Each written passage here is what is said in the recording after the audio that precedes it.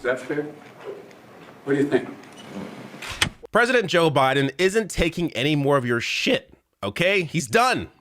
So he has switched up his strategy a little bit, and I'm going to get into how incredible this is, and I hope this continues going forward, because this is exactly how he should be acting in the face of a policy that is incredibly popular.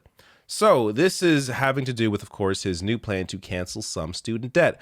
I covered this in depth during a live stream yesterday covering Biden's press conference about this live. But quickly, I'll go over it here before we get to how Biden is pushing back against the criticisms. So quickly on this graphic, their plan here is forgiving $20,000 if you went to college on Pell Grants, or $10,000 if you didn't receive Pell Grants. Forgiveness only applies to those earning less than $125,000 a year. Student loan pause extended one final time through December 31st, 2022, and payment based on income. So if you have undergraduate loans, you can cap repayment at 5% of your monthly income. And in fact, there's actually a little more to this. So I will link to this below the video. They go into more details about how, for example, forgiving loan balances after 10 years of payments. So I guess it used to be 20 years for borrowers with original loan balances of $20,000 or $12,000 or less. So this essentially covers all community college borrowers.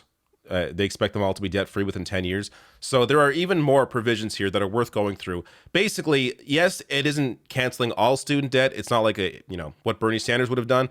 That said, this is, I think, a lot more than what most people were expecting from Joe Biden.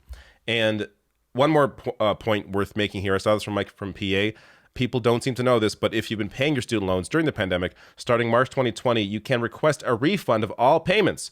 If your debt is now under $10,000, $20,000 with Pell Grants, you can get a refund up to that number and get it forgiven completely. So another point worth making here. But before we get to how Biden is pushing back against the ridiculous criticisms coming towards him over this, the people are on his side, which only helps to bolster his ability to fight back against the ridiculous criticisms. So this is recent polling from Data for Progress. I will show you this graphic as I read through their explanation here, or their breakdown. So they say a majority of voters, 60%, support the federal government eliminating all or some student loan debt for every borrower.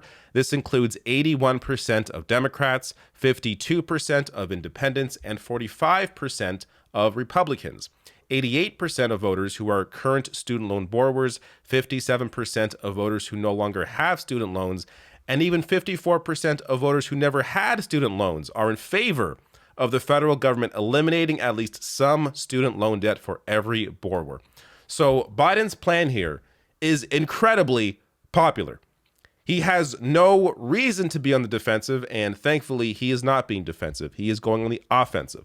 So let's start with this example. This is at the end of his press conference. I covered this press conference live, but this last bit when he was talking, it was hard to hear what he was saying at the time when it was live. But with the audio boosted, you can see how he's responding to this ridiculous criticism. Mr. President, is this unfair to people who paid their student loans or chose not to take out loans? Is it fair to people who, in fact, do not own multi-billion-dollar businesses? If she want these guys to give them all a tax break, is that fair? What do you think? All right, so I'm going to get to another example of him responding to criticisms over this student loan debt cancellation plan. But in case you missed what he was saying there, he did mumble a little bit. He said, is it fair to people who, in fact, do not own multi-billion-dollar businesses if they see one of these guys getting all the tax breaks? Is that fair? What do you think? So actually arguing from the working class perspective. This is not typically what Joe Biden does. Typically, Joe Biden is very much on the defense, very much uses conservative or Republican talking points to try and fight back against any criticism. Here he is actually reframing the discussion to make you think, or at least make the media think, because again, the people are on the side of this, to make the media think how it's like in the position of people that need some help. Meanwhile, they're seeing all the wealthy individuals, all these massive corporations getting all these tax breaks. Not to mention, as we'll get to in a second here, the PPP loans that they had forgiven. So that's another point. So I'm going to get to his other response in a second here, but cap action here with a great tweet. So they quote tweet House Judiciary GOP here saying, if you take out a loan, you pay it back, period. So, you know, they're trying to be all high and mighty about, oh, these student loan. people getting student loan forgiveness. They're all a bunch of bums. Yet, check this out. So you have Newsmax Media, $2.5 million PPP loan forgiven. Roger Williams, representative, $1,430,000 PPP loan forgiven. Kushner family, $3 million. Mike Kelly's car dealership, almost $1 million. PragerU, $700,000. Marjorie Taylor Greene, $182,000 forgiven. Ralph Norman, combined companies, whoever the hell that is. There's some more people. The Federalist, Brett Guthrie, Betsy DeVos, Matt Gaetz, Daily Caller, Greg Pence. All these people having all these conservatives that are critical of anybody else getting any help at all, having their loans forgiven in, this isn't 10 grand, we're talking millions in some cases here. For any of these assholes to complain about someone struggling, not able to start a life, can't start a family because they have all the student loan debt, for them to complain about someone getting 20 grand or $10,000 in debt forgiveness is completely insane.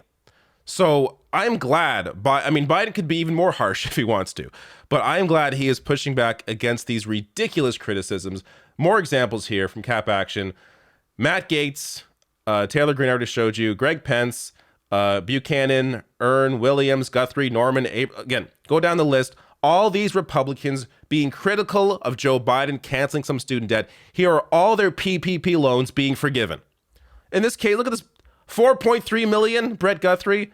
Carol Miller, 3.1 million. Are you freaking kidding me? And they're complaining about 10 grand.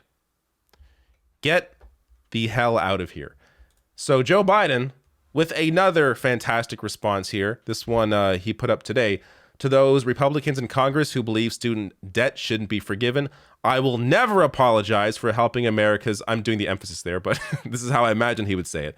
I will never apologize for helping America's middle class, especially not to the same folks who voted for a $2 trillion tax cut for the wealthy and giant corporations that racked up the deficit.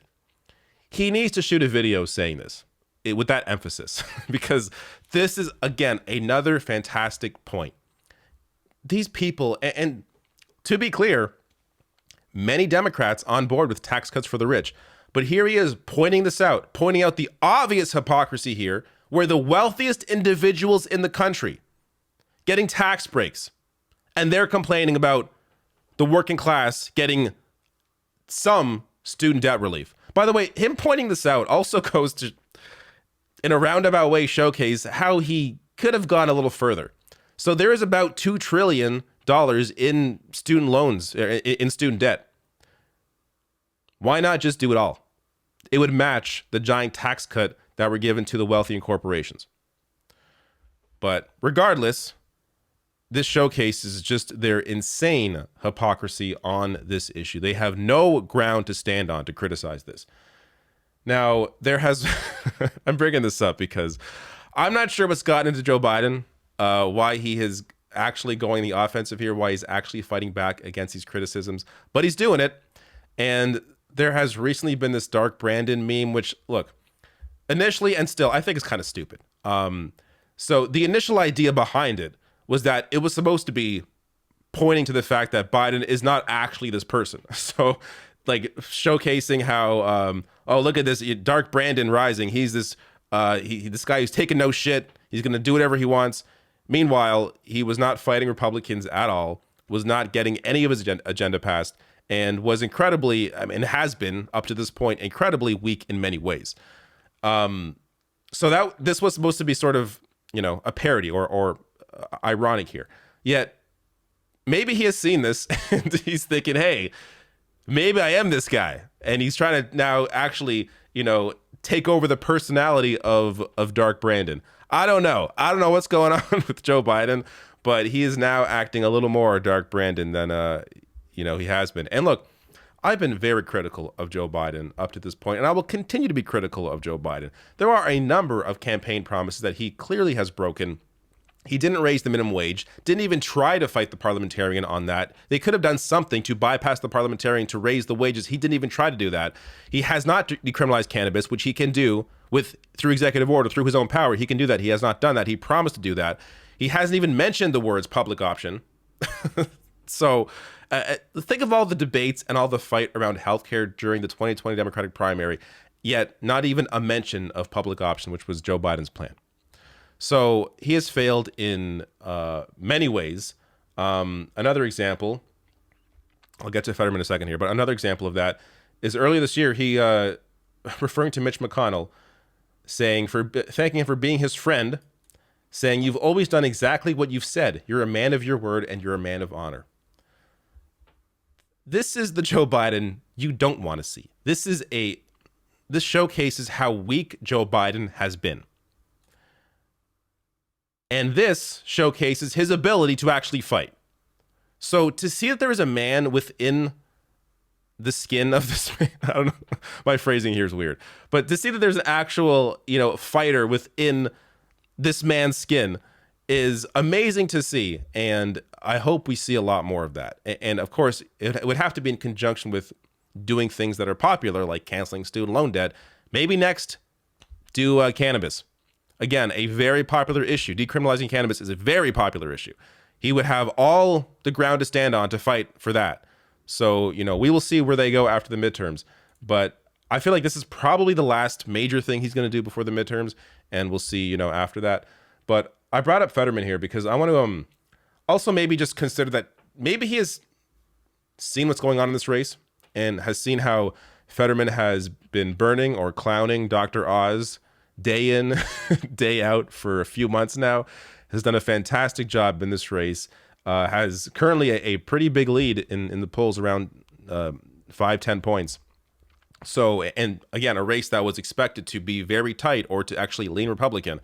So maybe he's seen how Fetterman has been, very strong against Oz, how that's working for him. And maybe Biden's considering, hey, maybe kissing Republican ass isn't the best idea because they're going to hate me regardless of what I do. Maybe I should actually fight them while doing things that are incredibly popular, like canceling student debt. Last thing here, we have seen now his approval rating rising. And I have been, again, covering his downfall throughout this entire year, his ratings going down and down and down. I've talked several times about how someone else should run, and I still think this is true. Someone else should run in 2024. He should not run again. It's time to retire.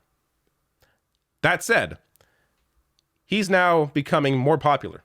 So I think this is, of course, before the student debt cancellation. But I mean, this is a combination, I think, of many factors. The fact that the GOP have shown just how overtly terrible they are, how terrible the conservative movement is. The overturning of Roe, I think, really showcased that for a lot of people. And that's where we see the massive move or the massive boost to Democrats since then, and the complete, their fortune turning around for the midterms, largely because of that issue, or at least it started because of that issue. So Democratic voters seeing how serious things are getting, and they're going to come out now in bigger numbers to vote in the midterms.